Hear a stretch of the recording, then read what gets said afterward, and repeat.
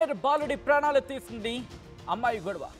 Mutha flyover సమీపంలో శ్యామ్ ప్రాణాలు తీశారు ఇద్దరు యువకులు. అభివర్ధన్, శ్రీనివాస్ అనే ఇద్దరు శ్యామ్ని చంపేశారంటున్నారు కుటుంబ సభ్యులు. శ్యామ్ సోదరి వరుసైన అమ్మాయి విషయంలో అభివర్ధన్కు గొడవలు. గతంలోనే శ్యామ్ను బెదిరించాడు అభివర్ధన్. శ్రీనివాస్తో కలిసి శ్యామ్ ప్రాణాలు తీశాడు అభివర్ధన్. ఈ కథనం మిమ్మల్ని కాస్త కలవరపరచొచ్చు. అయితే మిమ్మల్ని కలవరపడి గురి చేయడం ఆర్టీవీ ఉద్దేశం కాదు. కానీ ఇటువంటి కథనాలు చూసినప్పుడు కాస్త కలవరపడి గురి అవకాశం ఉంటుంది. కాబట్టి దీనికి సంబంధించిన జాగ్రత్తలు తీసుకోవాలని ఆర్టీవీ సూచించడం జరుగుతోంది. This is a disturbing content. Video description is highly advice.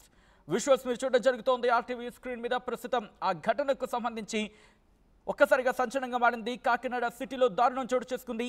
Minor బాలుడి ప్రాణాలు తీసింది అమ్మాయి గొడవ. ముత్తా ఫ్లైఓవర్ సమీపంలో శ్యామ్ ప్రాణాలు తీశారు ఇద్దరు యువకులు. అభివర్ధన్, శ్రీనివాస్ అనే ఇద్దరు శ్యామ్ని చంపేశారంటున్నారు కుటుంబ సభ్యులు. శ్యామ్ సోదరి వరుసైన అమ్మాయి విషయంలో అభివర్ధన్కు గొడవలు చోటు చేసుకున్నాయి. గతంలోనే శ్యామ్ను బెదిరించాడు అభివర్ధన్. శ్రీనివాస్తో కలిసి శ్యామ్ ప్రాణాలు తీశాడు అభివర్ధన్. విజువల్స్ మీరు చూడడం జరుగుతోంది. ఈ నేపథ్యంలో ఆ కుటుంబం కన్నీరు మున్నీరుగా విలపిస్తోంది. తమ బిడ్డ తమకు లేడని తెలిసి ఆ కుటుంబం బోర్న విలపిస్తోంది. ఆ తల్లి చూడండి మీరు, శోకసందనలో మునిగిపోయింది. ఒక్కసారిగా ఆ ఘటన ఆ కుటుంబంలో పెను విషాదాన్ని నింపింది. ప్రస్తుతం ఆ కుటుంబం కన్నీరు మున్నీరుగా విలపిస్తోంది. సో ఈ నేపథ్యంలో ఒకసారి ఆ దృశ్యాలు చూద్దాం.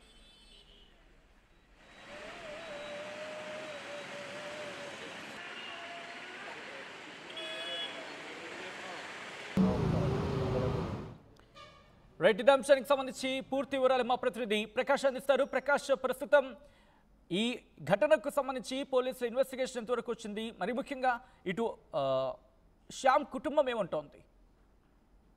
కాకినాడ జిల్లాలో దారుణ ఘటన అయితే చోటు చేసుకుంది. కాకినాడ ముత్తా శశిధర్ ఫ్లైఓవర్ సమీపంలో ఉన్నటువంటి చీడిగే పొరల ఆ సమీపంలో అయితే అక్కడ ఆ పార్కు సమీపంలోనే అతి దారుణంగా అలాగే ఒక యువకుడిని అయితే పరిస్థితి ప్రధానంగా ఉంది.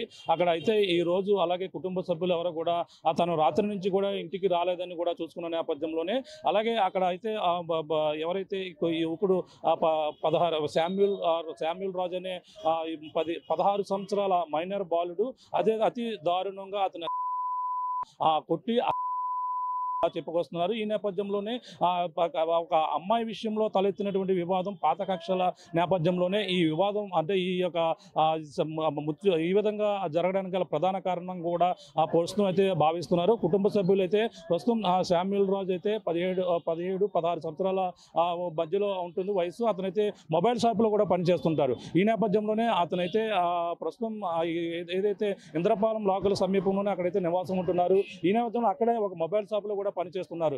అతనైతే రాత్రి సమయంలో తన స్నేహితులు పిలుస్తున్నారని చెప్పి ఈ నేపథ్యంలో కుటుంబ సభ్యులకు చెప్పారు. ఆ నేపథ్యంలో వెళ్ళి తిరిగి రాకపోవడంతో రాత్రి నుంచి కూడా ఎదురు చూశారు.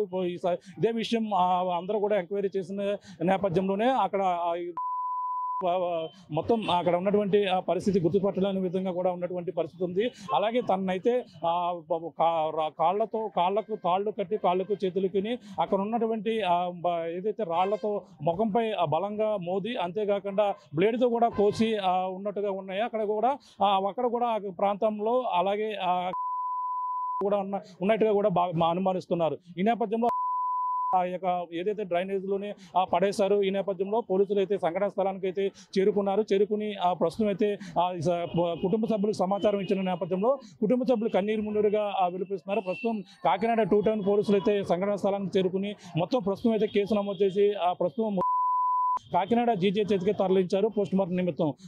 అయితే సమీపంలో కొంతమంది యువకులను అయితే అనుమానిస్తున్నారు. ఆ యువకులే ఈ ఘటన గల ప్రధాన కారణం కూడా భావిస్తున్నారు.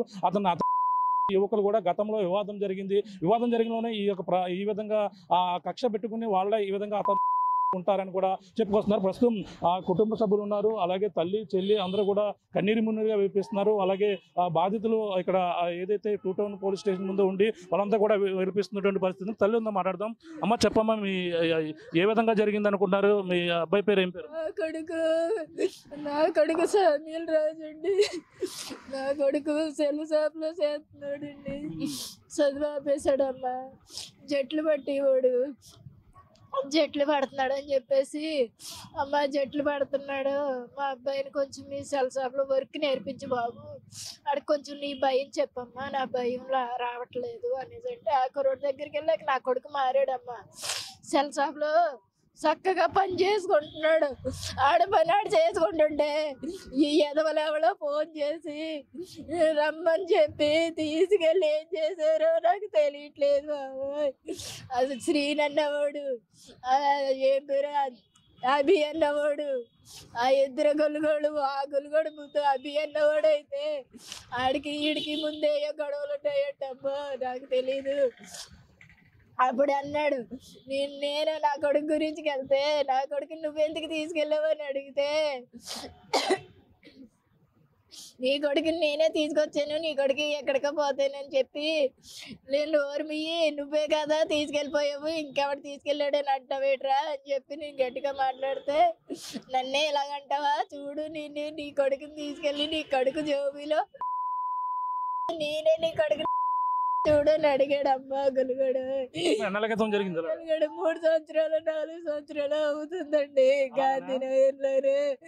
ఆ గొలుగడికి అన్నాడు, ఆడే తీసుకెళ్ళాడంటండి. ఎక్కడ ఉండేవారు? మీ స్వస్థలం ఎక్కడ? మీరు ఎప్పుడు ఎక్కడ ఉంటున్నారు? వాళ్ళది ఎక్కడ?